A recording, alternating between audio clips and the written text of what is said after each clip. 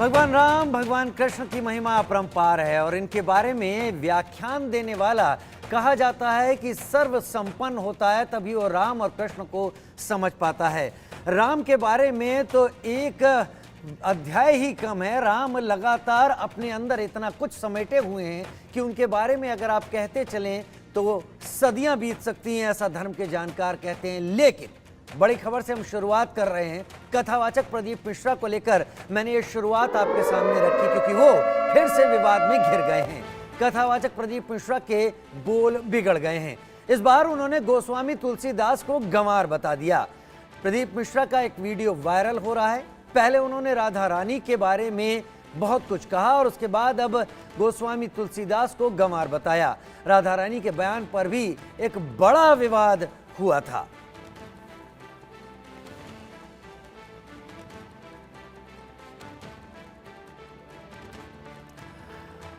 पंडित प्रदीप मिश्रा अपने विवादित बयानों को लेकर पिछले कई दिनों से सुर्खियों में बने हैं। पहले राधा रानी के जन्म स्थान को लेकर, उनके विवाह को लेकर कई सारी बातें उन्होंने कही।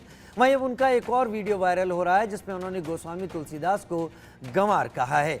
मध्य प्रदेश के सीहोर जिले के कुबेरेश्वर धाम के पंडित प्रदीप मिश्रा पिछले दिनों खंडवा के ओंकारेश्वर में राधा रानी के जन्म स्थान और विवाह को लेकर उन्होंने कुछ विवादित बयान दिए थे।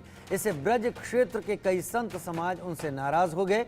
अब उनका सोशल मीडिया पर एक और वीडियो वायरल हो रहा है जिसमें गोस्वामी तुलसीदास के लिए गंवार शब्द का इस्तेमाल करते हुए दिख रहे हैं।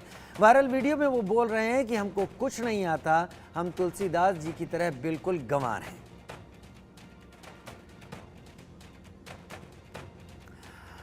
तो इससे पहले राधा रानी कंट्रोवर्सी पर प्रेमानंद महाराज और प्रदीप मिश्रा आमने सामने आ गए थे। ये जानने की बात है कि उसके बाद खासा विवाद हुआ दोनों तरफ से। सुनते हैं क्या हुआ था वो विवाद। भगवान कृष्ण की 16,108 रानी में राधा का नाम नहीं है और राधा के पति में कृष्ण का नाम नहीं है। राधा जी के पति का नाम क्या है? क्या नाम है राधा जी के पति का? अनय घोष। क्या नाम है राधा के पति का? अनय घोष। राधा जी की सास का नाम था जटिला, ननन का नाम था कुटिला। राधा जी का विवाह हुआ था ग्राम छाता। कहां की रहने वाली थी राधा? जम के बोलो। है बरसाना।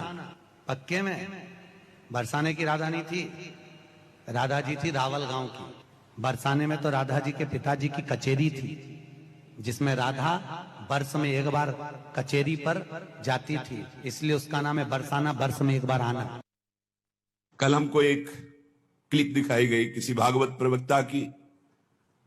वो लाडली जी के विषय में बोल रहा है कि राधा ऐसा, राधा ऐसा। किशोरी जी के विषय में होश में बोलना हमारा जीवन है, हमारा सर्वस्व है। किशोरी जी तो कुछ नहीं करेंगी, बड़ी करुणामयी है, लेकिन अगर हमारा हृदय जल गया तो तू ना लोक लायक रह जाएगा ना परलोक लायक रह जाएगा। ऐसे भागवत प्रवक्ताओं से बिल्कुल कथा नहीं सुननी चाहिए। नरक की प्राप्ति होती है। केवल बोल दिया ऐसी धूर्तता से शब्द निकले थे कि ऐसा लग रहा था कि नजदीक हूं, तुमको बताऊं कि राधा क्या तत्व है। अभी तुम क्या समझते हो? भोली भाली किशोरी को ऐसा मत समझ लेना। उनके जन ऐसे हैं कि तुम्हारे सर्वनाश करने में बिल्कुल समर्थ हैं। एक संकल्प में न तू लोक लायक रह जाएगा न परलोक लायक रह जाएगा, पक्का। ये हम वृंदावन से गर्जना करें। महारानी जी के विषय में बोला तो न लोक लायक, देख लेना, सभा में कह रहा हूं, देख लेना ना लोक लायक रह जाएगा ना परलोक लायक रह जाएगा। और देख लेना किसी काम का नहीं रह जाएगा। ये साफ नहीं है, ये परिणाम बोल रहा हूं, माइक से बोल रहा हूं, चिल्ला के बोल रहा हूं। कोई नहीं बचा सकता उसको। या तो जाए बरसाने और साष्टांग दंडवत होकर महारानी जी के सामने घुटने टेक दे कि मेरे से गलती हो गई, मैं आपकी महिमा को नहीं जानता। तो अत्यंत दयालु कृपालु लाडली क्षमा। हजारों लोग बैठ करके सुनते हैं। कैसी बुद्धि मारी गई, इष्ट की अवहेलना सुन रहे हैं बैठकर। और ऐसों को भागवताचार्य बनाकर मंच पे बैठाल करके सुनने के लिए निमंत्रण दोगे ना कि पुरिखा तर जाएंगे तो पुरिखा नरक जाएंगे, ऐसों को बैठा लोगे तो। और ऐसी प्रार्थना है जनता से कि ऐसे भागवताचार्यों से कथा ना सुनो जिनको खुद कथा का ज्ञान नहीं, खुद तत्व का ज्ञान नहीं।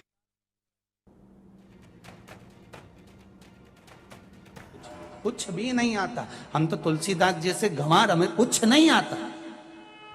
केवल शंकर का नाम ले लेते हैं और आपके सामने बैठ जाते। हमको तो ये भी नहीं मालूम, हमें नहीं आता कुछ भी नहीं आता। हम तो तुलसीदास जैसे गंवार, हमें कुछ नहीं आता।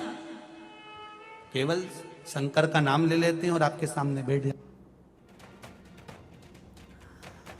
और प्रदीप मिश्रा जी इस दौरान अपनी सफाई दे रहे हैं, अपनी बेगुनाही सामने रख रहे हैं, क्योंकि प्रेमानंद महाराज ने जो वचन कहे थे, जो बातें कही थी, उसके बाद ये विवाद बढ़ना लाजमी था। और क्या प्रदीप मिश्रा सफाई दे रहे थे कि हमको कुछ नहीं आता?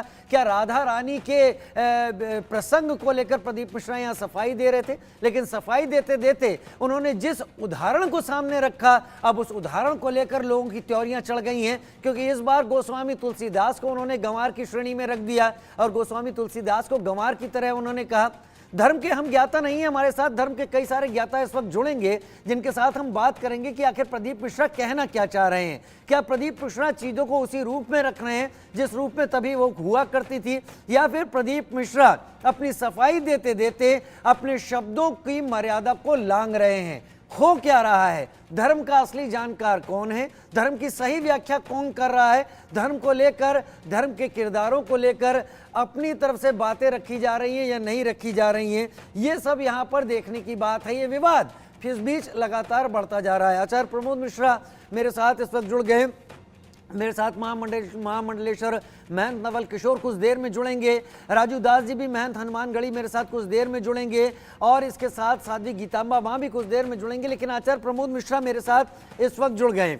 आचार्य, इस बार प्रदीप मिश्रा ने कहा कि हमको तो कुछ आता नहीं है, हम तो तुलसीदास जी के जैसे गंवार हैं। क्या वो सफाई दे रहे थे राधा रानी के प्रसंग को लेकर, जिसमें काफी ज्यादा विवाद हो गया था, या फिर वो अपने शब्दों को कंट्रोल नहीं कर पा रहे हैं? क्योंकि पिछली बार जब विवाद हुआ था, हमने आप लोगों से चर्चा की थी। इस बार इस उदाहरण को देने के तात्पर्य क्या है? प्रमोद मिश्रा।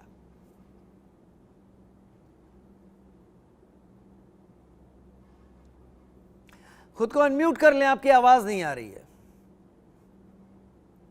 जिस तरह से चर्चा निरंतर राजीव जी हो रही है और कई डिबेट इस बारे में हो भी चुके हैं, लेकिन मुझे लगता है कि इस समय प्रदीप मिश्रा जी अपने आप का जो संतुलन है वो लगभग खो चुके हैं। उनको ये समझ में नहीं आता कि हम किन संत महापुरुषों का, जो रामचरितमानस की रचना करने वाले बाबा तुलसीदास जी, गोस्वामी तुलसीदास जी, जिनके रामायण देश विदेशों में और हर एक भाषा में आज पढ़ी जा रही है और भक्त पढ़ करके लाभ ले रहे हैं, उनको ऐसा उदाहरण देकर के कि तुलसीदास जी ने, हाँ, रामचरितमानस में कई जगह उन्होंने भक्ति भाव में आकर के भगवान राम से अपने आप को कहा है कि मति मंद, हे नाथ, हे नारायण, आपके सामने मैं कोई बहुत बुद्धिमान नहीं हूँ, बहुत बड़ा ज्ञानी नहीं हूँ, ऐसा उन्होंने नारायण से कहा है, भगवान से कहा है। तुलसीदास जी ने अपने आप को, ऐसे कई सारी चौपाइयां रामचरितमानस के अंदर हैं।